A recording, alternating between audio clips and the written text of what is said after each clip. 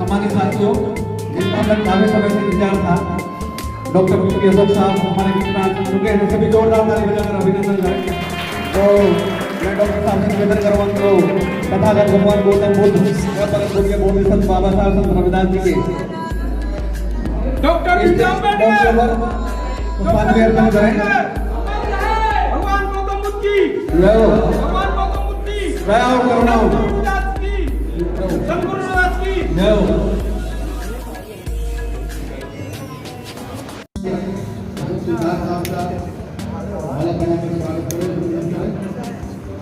बड़े भाई रघुनाथ जी, बड़े भाई मुखिया जी, हमारे बीच आए बीजेपी पार्टी के राष्ट्रीय अध्यक्ष बड़े भाई राजेश सिद्धार्थ साहब का स्वागत करते हैं।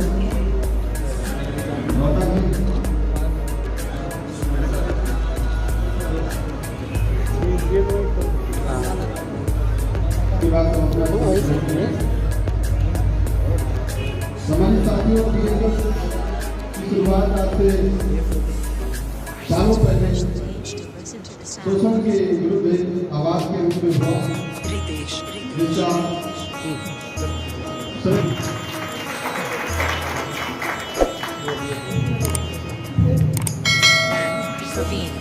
थोड़ा आगे हो जाओ।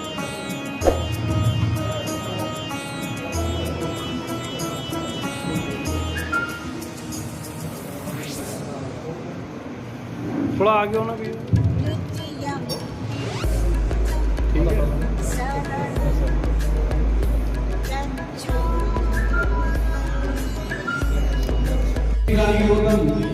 मैं का स्वागत करते हैं। सभी जोरदार ताली बजाकर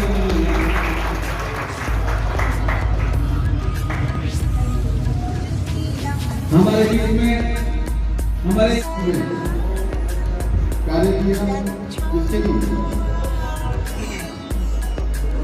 बहुत सारी किताबें, बहुत सारे प्रकरण हमारे बीच हैं, उदाहरण हमारे बीच हैं।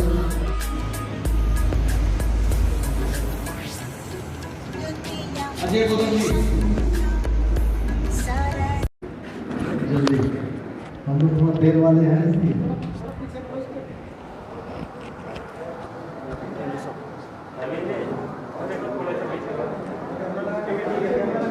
आप स्टैंड लगा के सभी लोग पीछे पीछे हो जाए। महामानव बुद्ध गुरु शिरोमणि रविदास जी, बाबा साहब डॉक्टर अंबेडकर और सभी बहुजन प्रेरणा स्रोतों को नमन करते हुए मंच पर विराजमान हमारे सभी बुजुर्गवार बड़े भाई लोग, राजेश जी, मैं बधाई दूंगा नवीन जी को, जिन्होंने बहुत कम समय में अच्छे लोगों को यहाँ बुलाया और बहुत ही पावन स्थान है बुद्ध विहार, जिसके अंदर हम लोग अपनी बात को, आवाज़ आ रही है सब लोगों को, पूरी आज़ादी से कह सकते हैं। मौसम ख़राब होने के बाद भी आप सब लोग आए हैं, कोई मुजफ्फरनगर से हैं, कोई लखनऊ से, कोई शाहजहाँपुर से आए हैं। भीड़ बहुत ज़्यादा की आवश्यकता नहीं होती है, लेकिन हाँ, आप सब लोग ऐसे हैं जो 1.25 लाख से एक लड़ाऊ वाले हैं। एजेंट्स ऑफ चेंज का काम आप लोग कर सकते हैं। आज यहाँ आने का जो मकसद है, उसके पीछे नवीन गौतम जी ने कहा कि बीएसएस के संबंध में कुछ चीज़ें बताई जाएं। समाज किस दशा से किस दिशा की ओर चल रहा है, इसमें हर एक व्यक्ति को चिंतित होना चाहिए।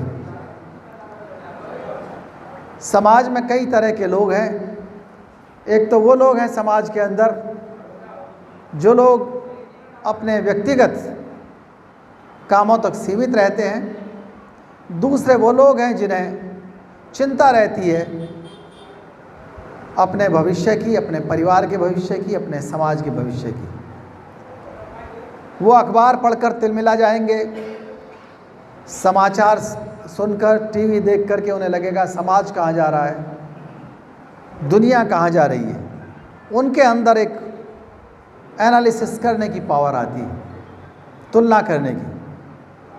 अगर दुनिया से हम तुलना नहीं कर सकते, देश के अन्य भागों से तुलना नहीं कर सकते और अपने बारे में ये जानकारी नहीं हो सकती कि हम कहाँ जा रहे हैं, तो हम जागरूक नहीं कहला सकते। जागरूक व्यक्ति वही है जिसको अपने आवागमन के बारे में जानकारी हो, अपने उद्देश्यों के बारे में जानकारी हो, अपने सिद्धांतों के बारे में जानकारी हो, अपनी लाभ और हानि के बारे में जानकारी हो।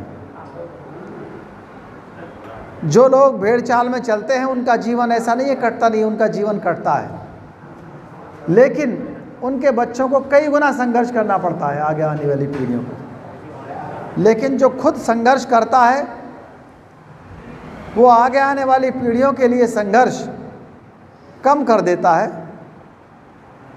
और उनके अचीवमेंट्स बढ़ जाते हैं।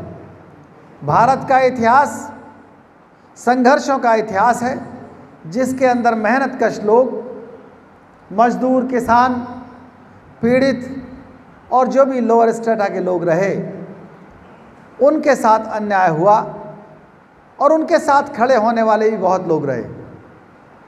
चाहे चारवाक हों, चाहे बुद्ध हों, बहुत से ऋषि मुनि आए, कबीर, एकनाथ, गुरु रविदास जी, बहुत से लोग आए, लेकिन साथ साथ वर्ण व्यवस्था चलती रही। संत लोग भी आए, राजा महाराजा भी आए, सम्राट अशोक जैसे दुनिया के महानतम सम्राट जैसे लोग आए और उन्होंने इस तरह के उपदेश, इस तरह की दंड समता स्थापित की जिससे बहुत बड़ा बदलाव आया। लेकिन साथ ही साथ जो षड्यंत्रकारी वर्ण व्यवस्था रही, उसका भी षड्यंत्र साथ ही साथ चलता रहा और यहाँ तक कि लोगों को ये भुला दिया गया कि यहाँ कहीं बुद्ध हुए थे, यहाँ सम्राट अशोक का कोई नामो निशान था। बुद्ध को अवतार घोषित कर दिया गया। जिन्हें आत्मा के ऊपर विश्वास नहीं था उन्हें महात्मा घोषित किया गया। जिनको अवतारवाद में विश्वास नहीं था उन्हें अवतार घोषित किया। उन्हें खुद ही ईश्वर बना दिया गया जिन्हें ईश्वरवाद में विश्वास नहीं था। सम्राट अशोक के स्तंभ, चाहे वो शिलालेखों पर लिखे हों, चाहे वो स्तंभों पर लिखे हों, इस देश के अंदर हजारों की संख्या में थे। उन पर जो लिपि लिखी गई थी, उस लिपि की जानकारी ही भुला दी गई। एक इंटेलेक्चुअल भ्रष्टाचार, इंटेलेक्चुअल कॉन्स्पिरेसी शुरू हुई। यहाँ तक कि सम्राट अशोक के अभिलेख में क्या लिखा हुआ है, जहांगीर ने, अकबर ने प्रयास किया जानने का, तो जो उस समय पढ़े लिखे लोग थे, पढ़ाई पर एकाधिकार था एक ही बिरादरी का, उन्होंने कहा कि इस पर लिखा है कि जिसके दरबार में, जिसके महल में होगा, वो दुनिया का सबसे बड़ा राजा होगा। तो सम्राट ने उसको तोड़वा करके कौशाम्बी से किले में ले आए, जहाँ था वहाँ से तोड़वा दिया गया। भ्रमित करना, षड्यंत्र करना वर्ण व्यवस्था के जीवन के लिए, उसके आगे चलने के लिए अत्यंत आवश्यक था। देश गुलाम जरूर हुआ, डच आए, पुर्तगाली आए, उससे पहले शक, हूण, कुषाण आए, मुगल्स आए, दिल्ली सल्तनत चली, उसके बाद मुगल पीरियड शुरू हुआ, फिर डच, पुर्तगाली और इंग्लैंड से लोग बाग आए और अशोक के स्तंभों को जगह जगह देखा और देखा कि भारत कभी एक रहा होगा। राष्ट्रीय आंदोलन में उसकी भूमिका, आप में से बहुत से लोग शिक्षक हैं, देखा होगा।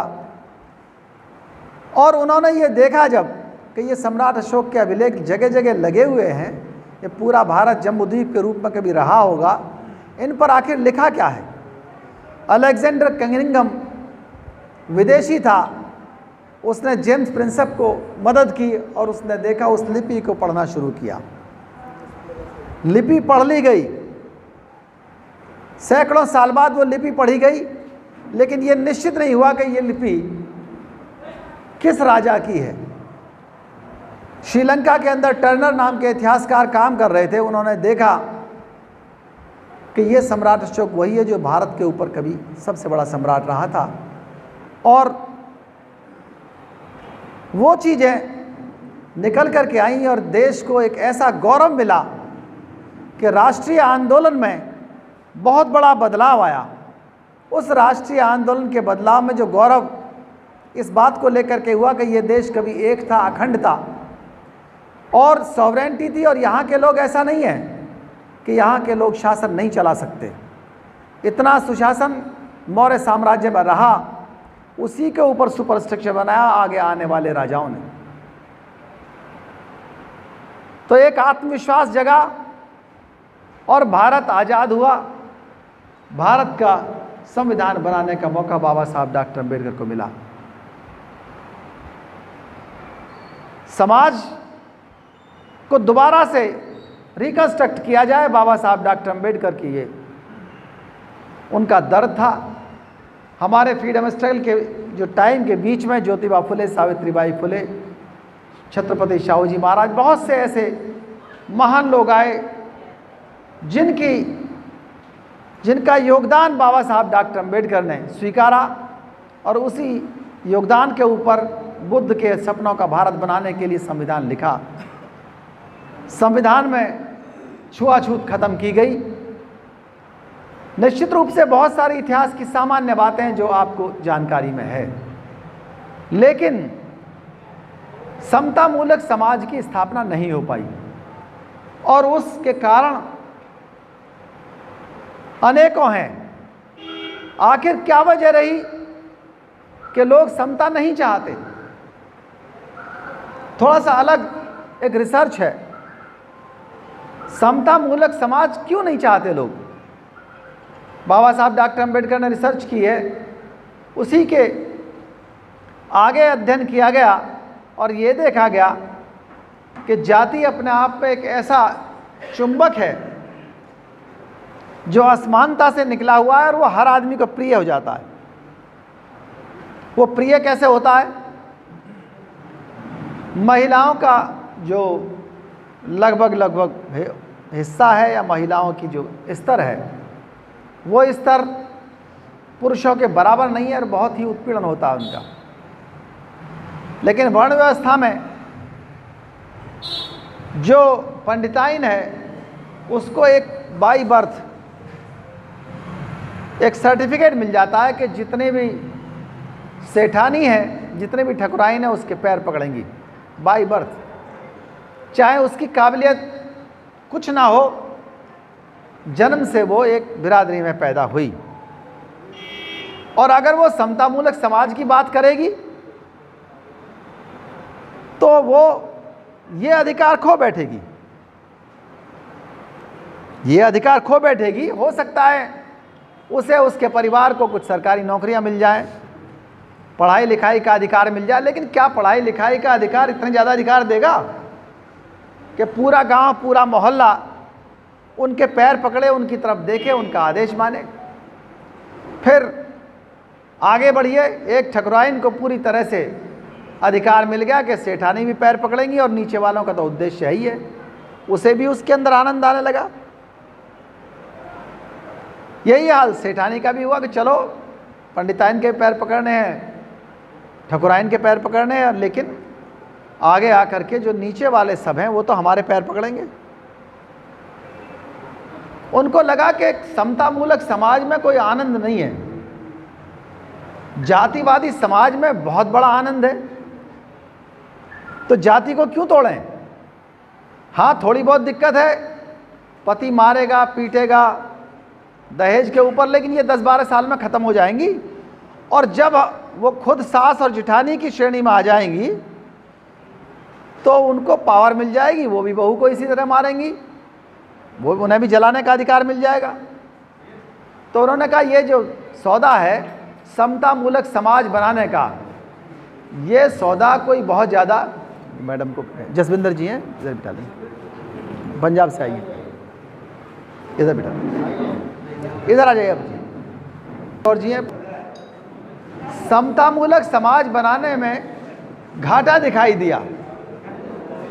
यही स्थिति फिर जिन्हें आप ओबीसी कह रहे हैं उनकी स्थिति आई। उनको, ओबीसी को ये लगने लगा कि हम खेत में काम कर रहे हैं, हमको भी बेगार करने वाले लोग चाहिए। आखिर हमारे पास भी एक पासपोर्ट है, एक वीज़ा है कि हम भी किसी से ऊपर हैं। वर्ण व्यवस्था में यहीं तक नहीं, असमानता से और जाति से, लिंग भेद से और फेवरेबल डिस्क्रिमिनेशन से, अंग्रेजी में शब्द है लाभदायक भेदभाव। उस लाभदायक भेदभाव से जो सफ़र कर रहा है वो ऊपर नहीं कर अकेले, उस लाभदायक भेदभाव का आनंद अनटचेबल भी ले रहा है। वो कहाँ ले रहा है? अनटचेबल शाम को 7 बजे आता है शराब पी करके और अपनी बीवी को लात मारता है और कहता है मैं मर्द हूँ, तुम मेरी पत्नी हो, तुम नीचे हो, तुम्हें मेरा अधिकार, मेरा अत्याचार सहन करना है। ये असमानता के बीज उसको जाति ने दिए और उसने भी उसको स्वीकार कर लिया। तो अब समतामूलक समाज की बात करने वाले तो जीरो हो गया। जो सबसे पीड़ित है, या तो महिला थी या सबसे पीड़ित अनटचेबल है, उन दोनों को भी कहीं ना कहीं आनंद आने लगा। तो बुद्ध की समतामूलक समाज समझ किसको आएगी? विद्वान राइस डेविस ने कहा कि अगर बुद्ध की बात को समझ लिया होता तो इस देश के अंदर समतामूलक समाज बन जाता। वर्ल्ड बैंक का चेयरमैन आया 2015 में, जिम यांग किंग। उसने कहा इस देश में आर्थिक विकास हो सकता है, लेकिन कास्ट बायस, जो जाति है, जब तक नहीं हटेगी तब तक आगे नहीं बढ़ सकता। और वो एक दूसरे को देखिए, ताकतवर जब भी कमज़ोर के ऊपर से संबंध रखता है या मिलता है, सरेंडर करेगा, कंप्रोमाइज़ करेगा, तो उसे चूसने के लिए करता है। वो असमानता की भावना ने व्यक्ति को इतना अमानवतावादी, इतना बर्बर बना दिया कि अभी जब कोरोना चला तो यूएनओ के जो सेक्रेटरी जनरल है एंटोनियो ग्यूटर्स, उन्होंने लिखा कि वर्ल्ड के बिलियनियर्स ने, इंडिया के ने भी 35% ज़्यादा पैसा कमा लिया मजदूरों से। 35% ज़्यादा पैसा। ये वर्ल्ड बैंक के लोगों की भी बात है और यूएनओ का जो सेक्रेटरी जनरल है उसका भी कहना है। मजदूरों की स्थिति कहाँ पहुँच गई? जो 2-3 साल में रिकवर हो पाएगी। कहीं ना कहीं समतामूलक समाज से लोगों को लगाव नहीं है। एक सेंस ऑफ इनसिक्योरिटी काम करती है कि हम लोगों को दबाए रखें और अपनी उच्चता को बनाए रखें, जबकि पूरी दुनिया के अंदर ये परिभाषाएं बदल चुकी हैं और लोग ये जानते हैं कि समतामूलक समाज के अंदर स्त्री और पुरुष दोनों का जीवन सदैव के लिए सुरक्षित है। बुजुर्गों के लिए सुरक्षित है, बच्चों के लिए सुरक्षित है, लेकिन हर रिस्क को लेने के बाद भी भारत का आदमी समतामूलक समाज नहीं बनाना चाहता। उसको मालूम है कि अगली गली में हम भी पिट सकते हैं, लेकिन वो अपनी गली में मॉब लिंचिंग करने के लिए तैयार रहता है। उसे मालूम है बदले की भावना में हमारे साथ भी ये हो सकता है। अगर हम कानून माने तो अच्छी बात है, लेकिन वो ऑनर किलिंग करने में, ऑनर किलिंग इंटर मैरिज हुई हरियाणा में, पंजाब में, राजस्थान में और मेरठ में, और उसकी रैली उसको ग्लोरीफाई करने के लिए निकाली जाती है हैदराबाद में। तो ऐसी नौबत क्यों आई? क्यों अत्याचार से लोगों को घृणा नहीं है? लोगों के अत्याचार से जो लगाव है, अत्याचार करने में जो आनंद आ रहा है, उसको कैसे रोका जाए, इसका कोई सॉल्यूशन होना चाहिए था। इस सॉल्यूशन पर बात की 10-15 साल पहले। अधिकारियों को इकट्ठा किया, बहुत से सामाजिक एक्टिविस्ट को इकट्ठा किया। लोग चर्चा करने में बहुत ज़्यादा रुचि लेते हैं। हम लोगों ने थोड़ा रिसर्च किया कि अकेले चर्चा करना क्या हमारा सॉल्यूशन है। किसी ने कहा कि हम अपनी उपजाति को मजबूत करेंगे, हम ग्रेट वाल्मीकि कहलाएंगे, ग्रेट चामार कहलाएंगे, ग्रेट अहिर कहलाएंगे, ग्रेट पासी कहलाएंगे। इस तरह की चर्चाएं आई अत्याचारों के विरोध में। क्या ये सॉल्यूशन है? किसी ने कहा कि फला बिरादरी का डीएनए खराब है, उनको विदेश भेज दो। क्या ये सॉल्यूशन है? क्या हम जय भीम करते हैं या हम बाबा साहब डॉक्टर अंबेडकर के रास्ते पे चलते हैं? तो क्या ये सॉल्यूशन है कि हम किसी आदमी को आइसोलेट कर दें, हम किसी व्यक्ति को अलग कर दें? क्या एक समतामूलक समाज के अंदर ये स्थिति सही हो सकती है? क्या ये सॉल्यूशन है? ये सॉल्यूशन नहीं है। बीएसएस के निर्माण के समय ये चीज़ें चर्चा में आई। क्या इकट्ठा करके, धरना करके, प्रदर्शन करके, पथराव करके, सड़क जाम करके क्या हम समतामूलक समाज की स्थापना कर सकते हैं? क्या हम संविधानवादी समाज की स्थापना कर सकते हैं? और हमें देश कैसा बनाना है, क्या उद्देश्य है? इसमें स्टडीज़ की गई, लोगों से चर्चा हुई और ये हल निकल करके आया कि हमको दंगा विहीन समाज चाहिए, हमको समतामूलक समाज चाहिए, हमको पे बैक टू सोसाइटी वाला समाज चाहिए, पे बैक टू फैमिली पर चलने वाला समाज चाहिए। ऐसा समाज चाहिए जो कानून का सम्मान करे। बहुत से लोगों ने सोचा कि हम हिंसा से हल निकाल लेंगे।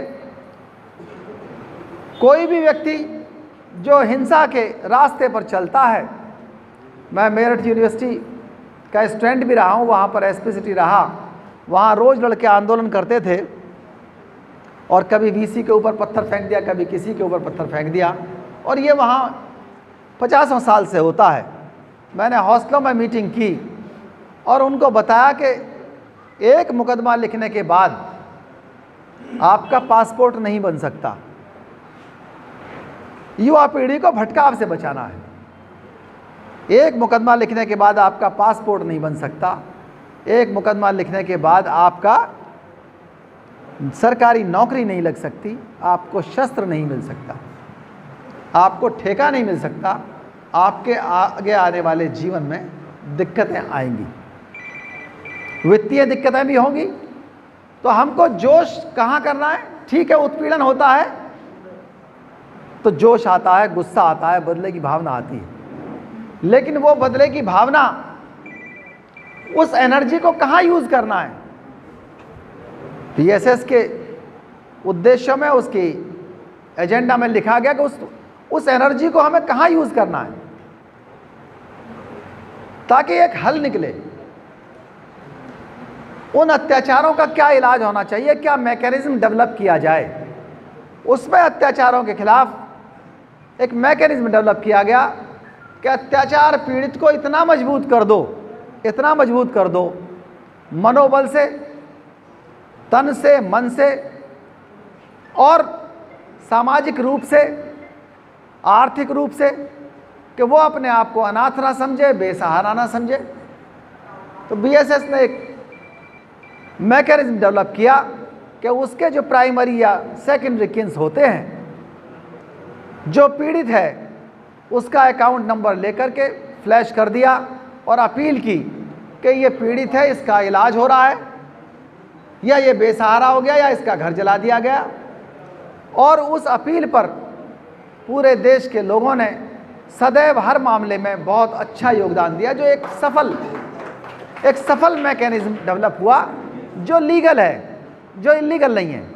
आप धरना, प्रदर्शन, रोड जाम 1-2 दिन के लिए कर सकते हैं, जो गैर कानूनी है, जिससे पीड़ित को कुछ नहीं मिलता, पीड़ित को कुछ नहीं मिलता। और हो सकता है पीड़ित के खिलाफ भी मुकदमा लिख जाए, और आपके सहयोगियों के खिलाफ भी और आपके खिलाफ भी, और लोगों को अंबेडकरवाद को एक तरफ करने का और उसे बदनाम करने का मौका मिल जाए। तो ये जो डायरेक्ट हेल्प टू विक्टिम्स है, ये एक ऐसा मैकेनिज्म है जिसका कोई विरोध नहीं है, जिसका कोई तोड़ नहीं है।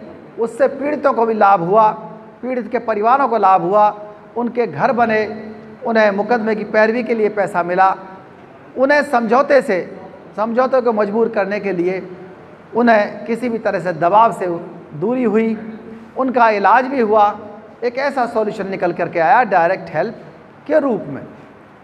आगे बीएसएस ने पे बैक टू सोसाइटी को उसको और बढ़ाया। उसके पे बैक टू सोसाइटी में बाबा साहब ने कहा 20वां हिस्सा दीजिए, जो संभव भी है। बहुत से लोग हैं जो बहुत ज़्यादा हिस्सा दे रहे हैं, लेकिन बहुत लोग ऐसे हैं जो कुछ भी नहीं कर रहे। उसको और डेवलप किया गया और ये बताया गया कि एक हिस्सा सामाजिक कार्यकर्ताओं को आप दीजिए, एक हिस्सा आप अत्याचार पीड़ितों को दीजिए, एक हिस्सा चिकित्सा के क्षेत्र में दीजिए, एक हिस्सा शिक्षा के क्षेत्र में दीजिए। निश्चित रूप से सोसाइटी मजबूत होगी। अगला एक मैकेनिज्म तैयार किया पे बैक टू फैमिली का बीएसएस के द्वारा। वो पे बैक टू फैमिली का मैकेनिज्म इस तरह का है जिससे समाज बहुत ज़्यादा मजबूत होता है।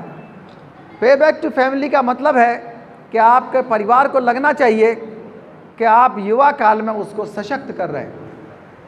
जिस दिन वेतन मिले, चाहे मजदूर हो, चाहे मालिक हो, चाहे सरकारी हो, चाहे गैर सरकारी आदमी हो, उसी दिन कम से कम 2% पैसा आपकी माँ के अकाउंट में जाना चाहिए। बहुत ध्यान से सुनिएगा इसको। एक ऐसा सॉल्यूशन है जो सामाजिक बुराइयों से लड़ने के लिए बहुत आवश्यक है। उसी दिन 2% पैसा आपके पिता के अकाउंट में जाना चाहिए। आपके जीवन साथी के अकाउंट में, पति हो या पत्नी, 15% कम से कम जाना चाहिए। अगर अवयस्क भाई बहन है तो उनके भी तो 2% हो। पैसा घर ही में रहेगा। लेकिन वो महिलाएं जो पूरी दुनिया की अपने पतियों से ज़्यादा 8% ज़्यादा काम करती हैं, जो वर्ल्ड के सर्वे हैं उनके हिसाब से देखा गया कि वो 8% ज़्यादा काम करते हैं, लेकिन उनको अपने काम करने का मुश्किल से 12% या 20% मिलता है हर देश के अंदर। अगर ये मिलने लगेगा तो जो थाने के अंदर शिकायतें हैं पति पत्नी के झगड़े, एक तो वो कम होंगे 70%, जो मुकदमे चल रहे हैं वो कम होंगे। पत्नी को या जीवन संगिनी को, जीवन साथी को जो पैसा मिलेगा पति की तनख्वाह से बिना किसी मुकदमे के, या तो आप इच्छा से दें या इस तरह के कानून की मांग करें, तो वो झगड़े खत्म होंगे, परिवार में प्यार बढ़ेगा। और वो माँ बाप जिनके बच्चे इंग्लैंड अमेरिका में जाकर वहीं शादी करके वहीं बस गए, वापस मुड़ करके नहीं देखा, जब उनको मजबूर किया जाएगा कि हाँ तुमको भी 2% डॉलर, तुम्हारी जो बूढ़ी माँ है जो तुम्हारा स्टडी लोन चुका रहा है तुम्हारा बाप, उसको मिलेगा, देना होगा। वो भीख मांग करके तुम्हारा स्टडी लोन नहीं चुकाएगा। मरने पे आओ ना आओ तुम मकान बेचने जरूर आओगे। ये उनको मजबूर करने के लिए एक पे बैक टू फैमिली का कंसेप्ट डेवलप किया गया। मैं रिटायर्ड आईजी का बेटा हूँ, लेकिन मैं भी 2% अपने आप ज़बरदस्ती अपने पिता को देता हूँ। इसलिए नहीं कि उनको आवश्यकता है, इसलिए कि कल्चर बदलनी है, परिवार को बचाना है। परिवार के अंदर लगाव होना चाहिए कि हम एक दूसरे का केयर करते हैं। इसी तरह अगर हम अत्याचारों में एक दूसरे को केयर करेंगे, एक दूसरे के शिक्षित करने के लिए केयर करेंगे, तो निश्चित रूप से वो समाज भी बचेगा और परिवार भी बचेगा। हमारे जो लोग नौकरी में आए आरक्षण लेकर के, उनमें से कुछ लोग तो समाज के बीच जाते हैं, कुछ लोग समाज के बीच नहीं जाते। उसके लिए बीएसएस ने बहुत पहले से, लगभग हम तो 20 साल से अपने संबोधनों में कहते रहे हैं कि उन लोगों पर, जिन लोगों ने लाभ लिया है आरक्षण का, उन पर एक पे बैक टू सोसाइटी टैक्स सरकारी लगना चाहिए, रिजर्वेशन टैक्स की तरह से। आपने रिजर्वेशन लिया, आपके परिवार ने लिया, तो कम से कम 1% 2% आप अपने गांव के उन बच्चों को जिनको पढ़ाई के अवसर नहीं मिल रहे, जिनको रोजगार के अवसर नहीं मिल रहे, जिनका इलाज नहीं हो पा रहा, उनको कुछ सहारा उस फंड से मिले। एक इस तरह का मैकेनिज्म की मांग हम लोगों को करनी चाहिए। अगर हम उनको केयर नहीं करेंगे सिर्फ अपने परिवार तक या बिरादरी तक सीमित रहेंगे तो निश्चित रूप से जो अम्बेडकरवाद है, जो समतामूलक समाज है, वो पूरी तरह से सामाजिक आर्थिक क्रांति के रूप में आगे विकसित नहीं हो सकता। उसके खिलाफ लोगों ने नेगेटिव चीज़ें जल्दी आती हैं, नेगेटिव चीज़ें जल्दी आती हैं। जब आरक्षण आगे आने लगा तो लोगों ने 1970 में शुरू कर दिया था कि शेड्यूल कास्ट के लोगों ने, जो ख़ास तौर से अधिकारी कर्मचारी हैं या जो लोग इनकम टैक्स पेयर हैं, एमएलए एमपी हैं, ब्यूरोक्रेट्स हैं, इनके बच्चों को आरक्षण नहीं मिलना चाहिए। उसके पीछे जो सोच थी, नेगेटिव सोच थी, ताकि कोई कम्युनिटी लीडर लेस हो जाए, हेडलेस हो जाए। ये कोई पावर्टी एलिवेशन प्रोग्राम नहीं है। आरक्षण क्रीमी लेयर को हटाने से हल नहीं होगा। हल है निजी क्षेत्र में भी प्रतिनिधित्व होना चाहिए। अगर निजी क्षेत्र में प्रतिनिधित्व हो और कास्ट के खिलाफ कानून बन जाए, जाति के खिलाफ कानून बन जाए और साक्षात्कार के खिलाफ कानून बन जाए, तो निश्चित रूप से अपने आप हमारे जिन बच्चों के 100% और 99% नंबर आ रहे हैं, वो अपने आप छोड़ देंगे। क्या आप कहते, जो आजकल के धावक हैं, कि भाई तुम इससे चला करो, क्रेचेस लेके चला करो, क्या कोई धावक चलेगा? नहीं चलेगा। उनकी स्पीड की दिक्कत नहीं है, डर द्रोणाचार्य से लगता है। एकलव्य तो बहुत पावरफुल है, बहुत ताकतवर है, भाला भी फेंक देगा, दौड़ लगा देगा, कुश्ती भी लड़ लेगा, टॉप भी कर लेगा टीना ढाबी की तरह से। लेकिन डर किससे है? डर है साक्षात्कार में नंबर कम किए जाएंगे। निजी क्षेत्र में कोई नौकरी नहीं देगा। जाति के खिलाफ कानून अभी तक नहीं बना है। जाति के खिलाफ और अंधविश्वास के खिलाफ कानून बनाया जाना जरूरी है, उसकी मांग होनी चाहिए। क्या अंधविश्वास से बड़ी कोई ठगी है? अंधविश्वासों के ऊपर आधारित जो ठगी होती है इस देश के गांव-गांव में होती है, उस पर बहुत बड़ा व्यापार चलता है। महाराष्ट्र गवर्नमेंट ने एंटी मैजिक एक्ट बनाया, लोगों ने ऐसी परंपराएं बनाई, वहाँ पुरोहितों ने घोषित किया कि मेरी उंगली में इतनी पावर है, बुरा मत मानना, बहनें भी बैठी हैं, मेरी उंगली में इतनी पावर है कि मैं बच्चेदानी में इस उंगली से उसका लिंग परिवर्तन कर सकता हूँ। ये लिखा है एक्ट में। कितनी ज़्यादा अनैतिकता पर लोग उतर सकते हैं, ठगी करने के लिए, अपराध करने के लिए। और वो समाज जो पीड़ित समाज है, उसकी क्या गलती है? वो उन चीज़ों को समझ नहीं पाता। कोई ना कोई उदित राज पैदा हो जाता है समाज में और वो भटका देता है समाज को। यहाँ कई उदित राज घूम रहे हैं अभी भी, और वो हम लोगों ने लाखों आंदोलन लड़े हैं। आज भी तुगलकाबाद का आंदोलन हम लोग लड़े, लेकिन उस आंदोलन को डाइवर्ट कर दिया गया। रिजर्वेशन इन प्रमोशन का आंदोलन हम लोग 2012 में जंतर मंतर से लड़े, रेलवे एसोसिएशन के साथ। उस आंदोलन को डाइवर्ट कर दिया गया। एक ना एक उदित राज कोई ना कोई ऐसा पैदा हो रहा है, उससे सुचेत रहने की जरूरत है। वो पंजाब में भी एक उदित राज आया था हमारे घूमने, हमने उसको वहां से भगाया माननीय कांशीराम साहब की जन्मस्थल से। कि हमें ऐसे उदित राज नहीं चाहिए जो व्यवस्था परिवर्तन में बाधा हो। इस कारण ऐसा उदित राजों को भगाओ और व्यवस्था परिवर्तन की तरफ। सत्ता परिवर्तन से पहले व्यवस्था परिवर्तन जरूरी, तभी तुम्हारा सत्ता परिवर्तन का तुम्हें आनंद मिलेगा। इस कारण हमें बदलाव की पहली सीढ़ी चढ़ने के लिए आप लोग मेहनत करें। उस मेहनत का फल खाने के लिए उस व्यवस्था को आप जीवित करें। कांशीराम साहब 85 पंद्रह के फार्मूले के ऊपर 8 घंटा लेक्चर देते। मैंने 16-14 घंटे का उनसे टेंडर लिए। मैं तब मेरी उम्र 20.5 साल की, 21 साल की थी। अगर हम आज अपने यूथ को कह देंगे तुझे 4 घंटे बैठना, वो 20 बार तो अपने नेट से बात करता है, वो फोन नहीं बंद कर सकते।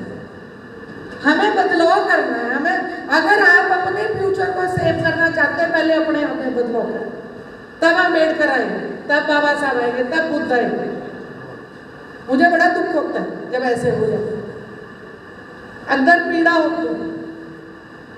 कांशीराम साहब को 550 शुगर होती थी, वो शुगर को बिना देखे बिना खाना लिए वो प्रोग्राम करने जाते थे। जिन्होंने बदलाव किया इस देश में वो कांशीराम साहब।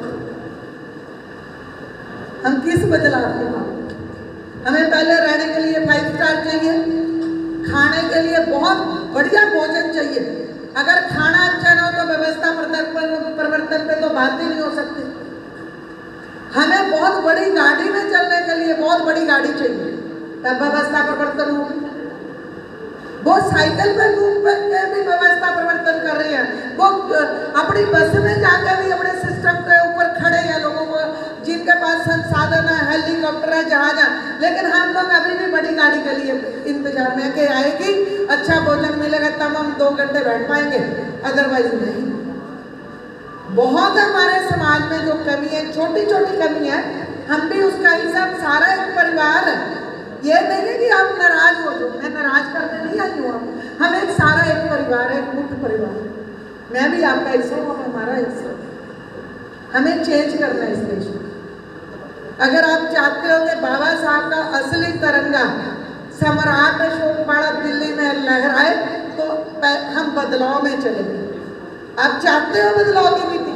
कितने लोग चाहते हैं बदलाव होना चाहिए इस देश में? बताओ।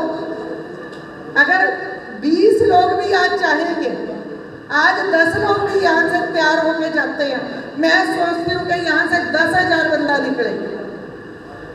10 लोग 10,000 बंदा निकालेंगे यहाँ से। लेकिन बदलाव करना बहुत जरूरी है। हमें 3-4 चीजें चाहिए। एक डिसिप्लिन में आना, एक अपने लोगों की बात पे अमल करना, संविधान पे अमल करना, आर्थिक व्यवस्था को समझना कि किधर को जा रहा है, एक हमारे जो हमारा समाज है उसकी मूल व्यवस्थाओं को चेंज कर रहा है। यही एक बाबा साहब का सिद्धांत है, इसी को व्यवस्था परिवर्तन कहते हैं। ये छोटा सा एक फार्मूला आप अपने घर की दीवार पे लिख के भी लगा दोगे ना, तो उससे भी बदलाव शुरू हो जाएगा। ये छोटे छोटे फार्मूले, सामाजिक परिवर्तन, आर्थिक परिवर्तन, व्यवस्था परिवर्तन, ये छोटे छोटे फार्मूले कांशीराम साहब ने निकाले थे। उस फॉर्मूले को डेली अपने घर में एक ब्लैक बोर्ड रखो, उसमें सुबह उठ के एक फॉर्मूला लिखो। आपके बच्चे उठ के उस फॉर्मूले को पढ़े। एक ब्लैक बोर्ड तो बहुत महंगा नहीं है ना। डेली बाबा साहब का एक स्लोगन जो अर्थव्यवस्था, सामाजिक व्यवस्था पर सुबह उठ के एक स्लोगन, जैसे हम गुरुद्वारे मत्था टेकने जाते हैं, कोई मंदिर जाता है, तो जाकर पंडित से या पार्टी से पूछते हैं ना, वो श्लोक पढ़ते हैं। आप अपने घर में एक ब्लैक बोर्ड लगाओ, सुबह उठ के बाबा साहब का एक फार्मूला लिखो और अपने बच्चों को बोलो बेटा बाबा साहब की फोटो को नमन करके ये फार्मूला पढ़। आपके घर में परिवर्तन उस दिन शुरू हो जाए। इतना सा काम शुरू कर दो। सब ईगो, हम ईगो छोड़नी पड़ेगी। बाबा साहब के सारे फॉर्मूले कॉन्स्टिट्यूशन में जो भी लिखा, डेली एक वो लिख दो कि आज तेरा फंडामेंटल राइट, तुझे बच्चे ये कह रहा, अपने बच्चे को बताओ ये तेरा सामाजिक परिवर्तन आज ये कह रहा है, ये शुरू कर दो। इससे आप हमारे समाज में व्यवस्था परिवर्तन स्टार्ट हो जाएगा। अदरवाइज वो यहाँ सुना यहीं रह जाएगा। उसको अगर साथ लेके जाना चाहते हो तो 100 रुपए का ब्लैक बोर्ड और बाबा साहब की फोटो और एक फॉर्मूला लिखना शुरू करो। आपका उसी दिन परिवर्तन स्टार्ट। जब आप लिखते जाओगे तो जो आपके घर में मूर्ति लगी है, कुछ भी लगा, वो सारी अपने आप रिमूव होती जाएगी। आपको हटाने की जरूरत नहीं। आपकी घरवाली से आपको लड़ने की जरूरत नहीं है। वो कहेगी मुझे बर्तना रखना है, आप अम्बेडकर ही बन के आप कहोगे नहीं रखना, हमें जरूरत नहीं। बस फॉर्मूला लिखना शुरू कर दो। अम्बेडकर क्या चाहते थे, अम्बेडकर की सोच क्या थी, फूले क्या चाहते थे, पेरियर क्या चाहते थे, रमाबाई जी ने कैसे अम्बेडकर को पैदा किया, सावित्री फुले ने कैसे यहाँ पे एजुकेशन लेके आई, वो फॉर्मूला ही हमारा सिद्धांत, यही व्यवस्था परिवर्तन। इन्हीं के साथ सभी को जय भीम, नमो बुद्धाय, मिलते भी रहेंगे। धन्यवाद। आज भी अपने आप को अंधकार में महसूस कर रहे हैं। उनके पास कोई रोजगार नहीं है, उनके पास कोई भी ऐसा संसाधन नहीं है। मगर जो पढ़े लिखे यूथ हैं वो कहीं ना कहीं अपने आप को गलत राह को उसमें जाना पसंद कर रहे हैं। ऐसे यूथ को क्या संदेश देना चाहिए? क्योंकि आपकी जो वीडियो होती है यूथ के लिए खासकर होती है, वो भी एजुकेटेड यूथ के लिए आप मोटिवेशनल वीडियो जारी करते हैं। अभी क्या संदेश देना चाहिए? देखिए, सभी युवाओं को अपने समय का प्रबंधन, अपनी ऊर्जा का प्रबंधन और अपने जो जीवन है उसका चरित्र का प्रबंधन करना उनकी व्यक्तिगत जिम्मेदारी है। अगर कोई व्यक्ति इस बात को टालता है कि इसके लिए जिम्मेदार देश है, इसके लिए जिम्मेदार माँ बाप हैं, कोई और है, तो निश्चित रूप से एक पलायनवाद है। आज सोशल मीडिया के माध्यम से, इंटरनेट के माध्यम से हर व्यक्ति के पास में पहुँच के भीतर ऐसी चीज़ें हैं जो मोटिवेशनल भी हैं, जो उनको अच्छा खासा उनके व्यक्तित्व को विकसित कर सकते हैं। और हम चाहते हैं कि नई युवा पीढ़ी देश में, देश के समाज में इस तरह से काम करे कि ये समाज साक्षर बने और शिक्षित बने, दंगा मुक्त हो, अंधविश्वास मुक्त हो, वैज्ञानिक चेतना समाज के अंदर आए, लोगों के अंदर पे बैक टू सोसाइटी की भावना आए, लोगों के परिवार सुखी हों। और जो इस तरह की घटनाएं हैं जैसे मॉब लिंचिंग है, चाहे गैंगरेप है, ये बंद हों देश के अंदर, क्योंकि इससे जो असुरक्षा का माहौल होता है युवा महिलाओं के लिए, बच्चियों के लिए, ये किसी भी समाज या किसी भी सभ्यता के लिए बहुत बड़ा कलंक है। जिस दिन हमारे देश की गलियां, हमारे देश के घर बच्चियों के लिए सुरक्षित हो जाएंगे, मज़दूरों के लिए जिस दिन इस देश के अंदर जो रोटी है, कपड़ा है, मकान वो सुनिश्चित हो जाएगा, जो बुज़ुर्गों के लिए उनका जो स्वास्थ्य है वो सुनिश्चित हो जाएगा, निश्चित रूप से इस देश के अंदर बहुत बड़ी क्रांति होगी और समाज बदलेगा। लेकिन युवाओं को ये जिम्मा खुद संभालना होगा, पलायनवादी बनने से रोकना होगा अपने आप को कि वो पलायनवादी ना रहें। अपने आप को ख़ास तौर से जो हमारे आइकॉन्स हैं, बाबा साहब डॉक्टर अम्बेडकर हैं और ज्योतिबा फुले और महामानव बुद्ध हैं, इस तरह के लोग हैं जिन लोगों ने कुछ ना होते हुए भी स्पिरिट ऑफ रेजिलियंस से काम लिया, अपनी एजुकेशन को बढ़ाया और अपने आप को इतना उज्जवल भविष्य का मालिक बनाया कि लोगों ने उनको आइकॉन बनाया, उनके रास्ते पर चले और सफलता मिली है। युवा पीढ़ियों से अपील है सभी लोगों से कि वो इस तरह के आइकॉन लें जो उनको मोटिवेशन बनाएं, वो अंधविश्वास छोड़ें, भाग्यवाद छोड़ें और इस तरह की जो चीज़ें उन्हें भटकाव देती हैं, चाहे वो अपराध हों, चाहे ठगी हों, इन चीज़ों को छोड़ करके अपना व्यक्तिगत प्रयास में लगें, सामाजिक प्रयास में लगें और देश को समृद्ध बनाएं। बहुत बहुत धन्यवाद। दिया है और भाषण में विशेष मतलब नारी के ऊपर मतलब कि आपने अच्छा वक्तव्य दिया है कि किस तरीके से महिलाओं को आगे आना चाहिए, समाज में कैसे बढ़ चढ़ के काम करना चाहिए। कहीं ना कहीं उनके पीछे पुरुषों का भी हाथ है, योगदान है, या कहीं ना कहीं ऐसे स्वभाव में वो ले जाना नहीं पसंद करते, जैसे कि आपने वक्तव्य में कहा है। तो ऐसे लोगों को क्या संदेश देना चाहती हैं? और जो अभी जो भावी जो युवा पीढ़ी है अपने आप को भटकाव में महसूस कर रहा है, वो सही दिशा को नहीं महसूस कर रहा है, और उनके लिए क्या संदेश देना? क्योंकि हमारे बीच में रवि भाई भी नौजवान हैं। देखिए, मेरे साथ रवि गौतम युवा शक्ति के लिए BS4 के हमारी जो सोशल ऑर्गेनाइजेशन उसके नेशनल प्रेसिडेंट। जैसे मैं औरत की बात करती हूँ हमेशा, आज भी महिलाएं हैं जो वो मैन डोमिनेटिंग सिस्टम के नीचे ही काम करती हैं, चाहे घर हो, चाहे ऑफिस हो, कहीं भी हो।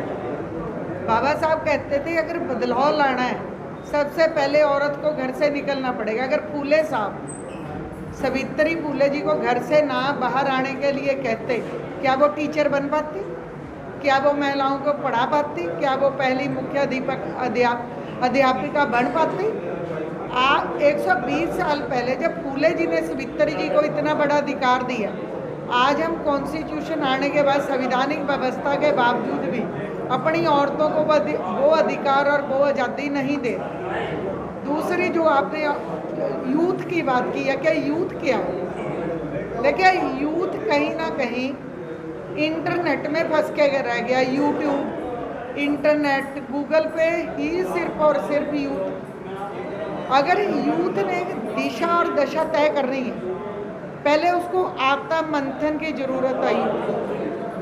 जब तक हम आत्म मंथन नहीं यूथ करेगा तब तक वो ना ही इस देश में परिवर्तन ला सकता है, ना ही वो पूर्ण अम्बेडकर बात के ऊपर काम कर सकता है, ना ही वो कांशीराम साहब की दी हुई आइडियोलॉजी सामाजिक परिवर्तन और आर्थिक व्यवस्था का जो आंदोलन है उसके ऊपर काम कर सकता है।